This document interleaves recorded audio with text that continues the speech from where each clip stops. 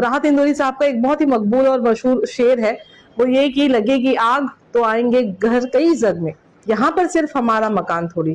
तो वो जो जहर जो दूसरों के लिए लगाया जा रहा था, आज खुद जो है वही जो जिनको ये अपना मानते हैं, अपना कहते हैं, जिनके लिए महाराष्ट्र कहा जाता है, आज उन्हीं बच्चों के लिए जो है ये घातक बनता जा रहा है। देखिए, मुंबई, महाराष्ट्र हो या देश की बात हो, हर जगह से लोग अपने सपनों को पूरा करने के लिए यहाँ पर बसते हैं।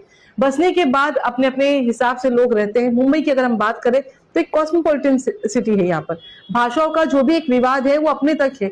भाषा, हर भाषा जो है वो बहुत खूबसूरत है और उसे अपनाना भी चाहिए, लेकिन इस अपनाहियत में या थोपने में फर्क होता है।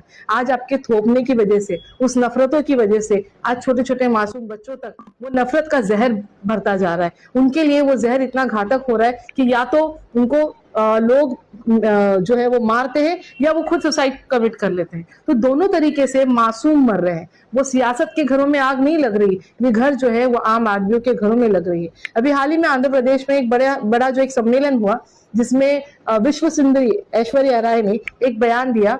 हमारे प्रधानमंत्री भी वहीं बैठे थे, बाकी वो सारे नेता वहां बैठे थे जो नफरती भाषण जो है अपने अपने मंचों से देते हैं। उनके सामने उस महिला ने, यानी ऐश्वर्या राय ने, एक बहुत अच्छी खूबसूरत सी बात कही कि हम जिस समाज में रहते हैं, हमारी कोशिश होनी चाहिए कि हम जो है, हमारे धर्म इंसानियत है, हमारे जो जबान है वो प्यार है।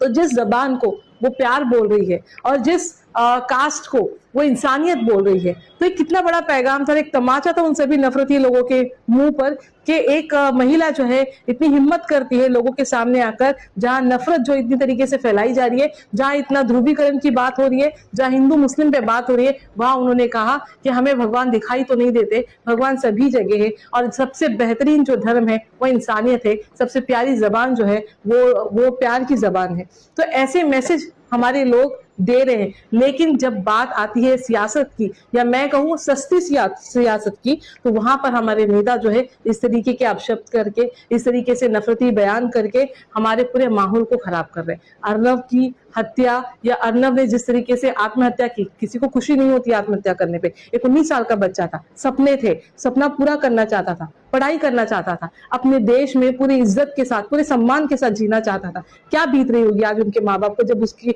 लाश को उन्होंने देखा होगा, क्योंकि आपने एक बच्चे को फांसी लेने पे मजबूर कर दिया, जो कि बच्चा इस जमीन पे पैदा हुआ, जो कि बच्चा खुद को महाराष्ट्र कहता होगा, इस बात पे फक्र करता होगा। तो क्या उसकी ये जो सुसाइड थी वो अब पूरी तरीके से प्रशासन की गलती है? ये हत्या है अर्नव खैरे की, और उसके साथ साथ में ऐसे कई और लोग जो इस चपेट में आते हैं, उन सभी की हत्याएं हो रही है। मेरी ये लोगों से अपील है कि ऐसी हत्याओं को बंद करो, नफरती भाषणों को बंद करो, ऐसे नेताओं को फॉलो करना बंद कर दो, और अगर ऐसा कुछ होता है तो उसके खिलाफ जो है आप उठो और खड़े होकर बात करो। आज हमारे आमदार जनाब अबू आसिम आजमी साहब, हमारे अध्यक्ष, पार्टी के अध्यक्ष भी है, उन्होंने पूरी जिम्मेदारी के साथ इस पे एक आंदोलन भी किया और लोगों से अपील भी की और शासन से अपील की, खास करके कि जो बच्चा जिसने आत्महत्या की है उसके माँ बाप को जो है पूरा मुआवजा भी मिलना चाहिए, और साथ ही साथ उनके घरों में किसी एक जो है पर्सन को, उनको सरकारी नौकरी भी मिलनी चाहिए।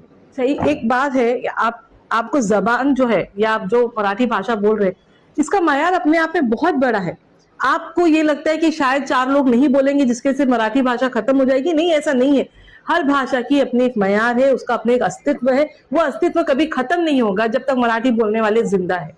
लेकिन इसे आप सिखाने के लिए आप कोचिंग क्लासेस लगवाइए, आप जबरदस्ती मत करिए। आप ऐसे ऐप्स रखिए, लोगों के साथ में ऐसे ऐप्स के साथ उनको कनेक्ट कीजिए कि जो लोग यहाँ पे नए आते हैं या जो लोग रोजगार के तौर पर यहाँ पर आते हैं, उनके पास वो सहूलत हो, तो कौन नहीं सीखेगा।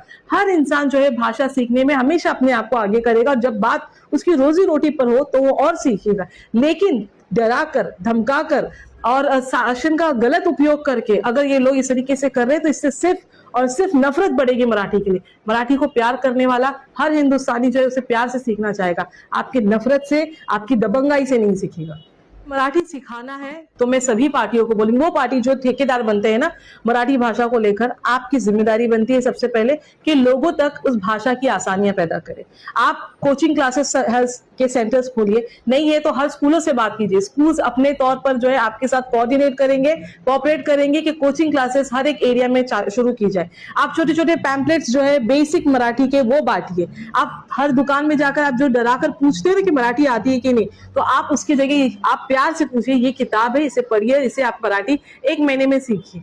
ये ऐसी आसानी अगर आप पैदा करेंगे तो हर पार्टी को उसका रिप्लाई या उसका रिस्पॉन्स, या अगर वाकई में वो मराठी से मोहब्बत करते तो मराठी हर दफ्तर हर घर पर पहुंचेगी। नहीं तो जिस तरीके से ये काम कर रहे उस तरीके से मराठी कभी जो है उसका प्रसार और प्रचार कभी नहीं हो सकता। तो पार्टी, ये जो पार्टी है, ये जो धन्ना सेठ है, वो आगे आए और मराठी को सिखाने के लिए ऐसी सहूलतें दे, कोचिंग सेंटर ओपन करे, बुकलेट जो है वो डिस्ट्रीब्यूट करे फ्री में, साथ ही साथ पैम्पलेट्स वगैरह दीजिए। आजकल सोशल मीडिया का जमाना है, ऐप्स के जरिए जो है लोगों को मराठी सिखाइए।